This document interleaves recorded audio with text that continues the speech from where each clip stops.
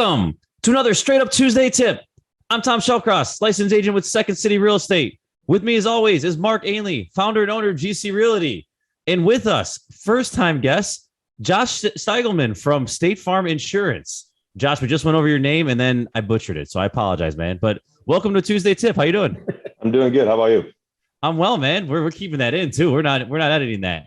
All right, so Josh has been kind enough to join the show. We're going to talk about something that, doing rehabs, whether you've done one before or not, you're going to need to know what builder's risk insurance is and how it's different from, call it, the insurance or typical insurance that you're used to on a stabilized property. So, Josh, can you give our listeners a definition, the 101 of what is builder's risk insurance? And as an investor, when would I need to purchase builder's risk insurance?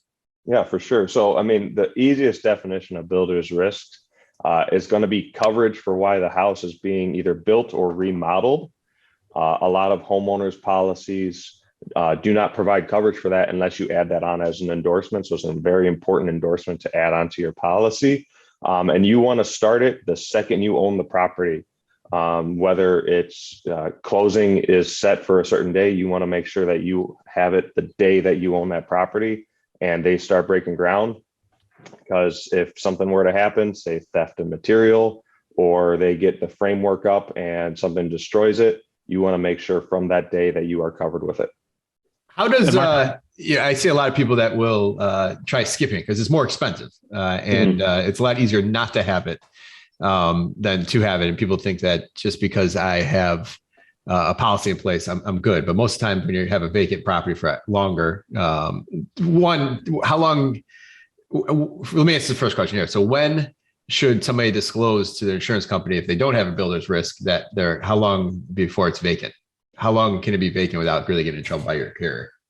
You can really, legally it's 60 days of the vacancy, but some companies are a little bit more lenient. I know my company with State Farm is more lenient on stuff like that. If something were to come up, they would say, hey, let's work on getting this in place to get a claim suitable. But really, you do want to make sure that you're upfront with your insurance company right out the gate. Something I tell all my clients, like, tell me about it, talk to me about it. If there's a way that I can make it work for you, we're going to make it work. Yes, it is a little more expensive to add on that endorsement, although with State Farm, it's not greatly more expensive. You're only talking $10, $15 more a month. But that's something where if you want to be upfront, you want to have a good agent that you have a good relationship with it and be upfront with them so that they can provide their best recommendations for you. Well, that's good then. Maybe that's a myth because a lot of people make it sound like it's a lot more expensive than it really is. It's really not. I actually just wrote a builder's risk for somebody who they broke ground on a new construction build last week, and their premium increased for the year by about $180.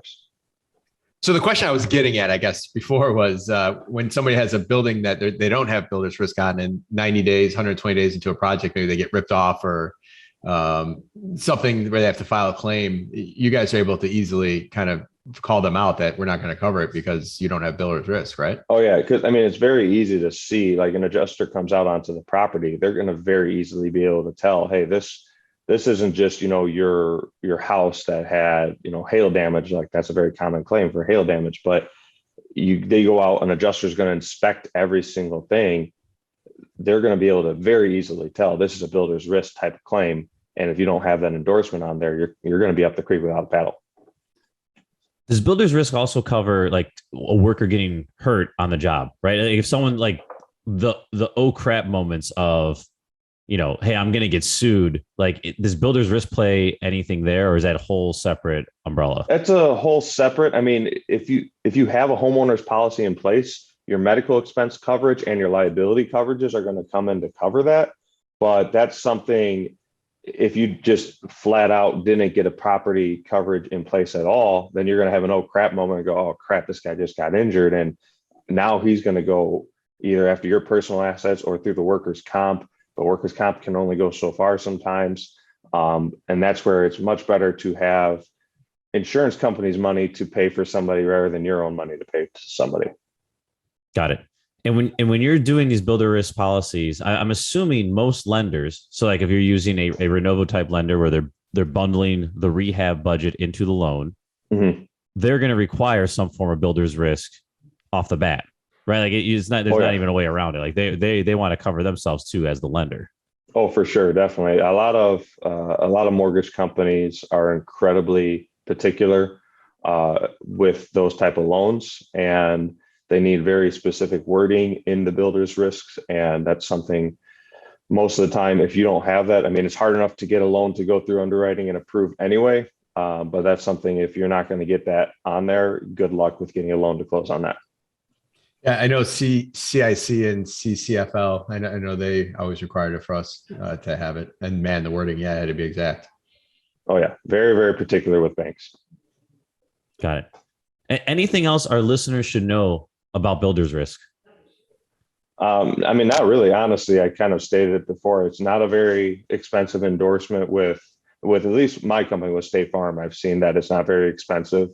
It's always a great thing to add on and make sure that you have coverage in the event of something happening.